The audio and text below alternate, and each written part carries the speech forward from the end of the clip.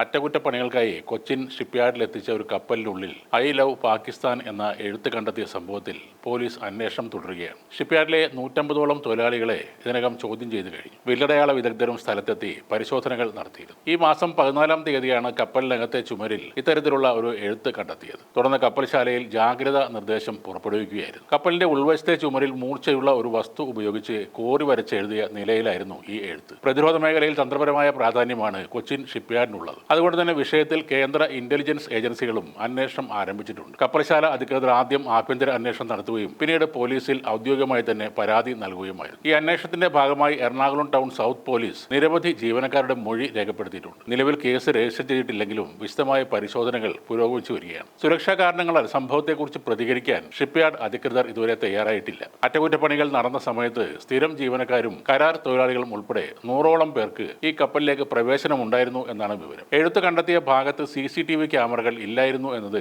ഈ അന്വേഷണത്തെ കൂടുതൽ സങ്കീർണമാക്കുകയാണ്. അവിടെ ഡ്യൂട്ടിയിലുണ്ടായിരുന്നവർ, അവിടേക്ക് പ്രവേശനം ഉണ്ടായിരുന്നവർ എന്നിവരെ കേന്ദ്രീകരിച്ചാണ് അന്വേഷണം പുരോഗമിച്ചുകൊണ്ടിരിക്കുന്നത്. കപ്പൽ അറ്റകുറ്റപ്പണിക്കായി കൊച്ചിയിൽ എത്തുന്നതിന് മുൻപാണോ ഈ എഴുത്ത് രേഖപ്പെടുത്തിയത് എന്നും പോലീസ് പരിശോധിച്ചിരുന്നു. കപ്പൽ കൊച്ചിയിൽ എത്തുന്നതിന് മുൻപാണോ ഇത് എഴുതിയെന്ന സംശയം ആദ്യം ഉണ്ടായിരുന്നെങ്കിലും ഈ എഴുത്തിന് അധികം പഴക്കം ഇല്ലെന്നാണ് പരിശോധനയിൽ വ്യക്തമായത്. കേന്ദ്ര ഏജൻസികളും ഈ വിഷയത്തിൽ സമാന്തരമായി അന്വേഷണം നടത്തുന്നു. 2019-ൽ INS വിക്രാന്ത് നിർമ്മാണത്തിലിരിക്കുമ്പോൾ ഹാർഡ് ഡിസ്കുകൾ മോഷ്ടിച്ച പ്രതികളെ പിടികൂടിയതിന് സമാനമായ രീതിയിൽ ഈ സംഭവത്തിന് പിന്നിലുള്ള ആളുകളെയും കണ്ടെത്താൻ ആകും എന്ന പ്രതീക്ഷയിലാണ് പോലീസ്. പാകിസ്ഥാൻ ഏജന്റുമാർക്ക് തന്ത്രപ്രധാന വിവരങ്ങൾ ചോർത്തി നൽകിയതിന് ഷിപ്പ്യാർഡിന്റെ മാൽപേ യൂണിറ്റിൽ നിന്നും 2025-ൽ ഉത്തർപ്രദേശുകാരായ 2 കരാർ തൊഴിലാളികൾ അറസ്റ്റിലായിരുന്നു. ഇതേപോലെ നേരത്തെ കൊച്ചിയിൽ പിറന്നാൾ ആഘോഷത്തിനായി വാങ്ങിയ ബലൂണിൽ പാകിസ്ഥാൻ അനുകൂല മുദ്രാവാക്യം കണ്ടെത്തിയ സംഭവം റിപ്പോർട്ട് ചെയ്തിരുന്നു. തൃപ്പൂണിത്തുറ ഏരൂർ ഭാഗത്തെ കടയിൽ നിന്ന് വാങ്ങിയ ബലൂണിലാണ് ഐ ലവ് പാകിസ്ഥാൻ എന്ന എഴുത്തും പാകിസ്ഥാന്റെ പതാകയും കണ്ടെത്തിയത്. സംഭവത്തിൽ പ്രതിഷേധം ശക്തമായതോടെ കട അടക്കുകയും ചെയ്തു. മകന്റെ പിറന്നാൾ ആഘോഷിക്കാനായി ഏരൂർ സ്വദേശി ഗിരീഷ് കുമാർ എന്നയാൾ രാത്രിയാണ് കടയിൽ നിന്നും ബലൂണുകൾ വാങ്ങിയത്. വീട്ടിലെത്തി അത് വീർപ്പിച്ച് നോക്കിയപ്പോഴാണ് വെളുത്ത ബലൂണിൽ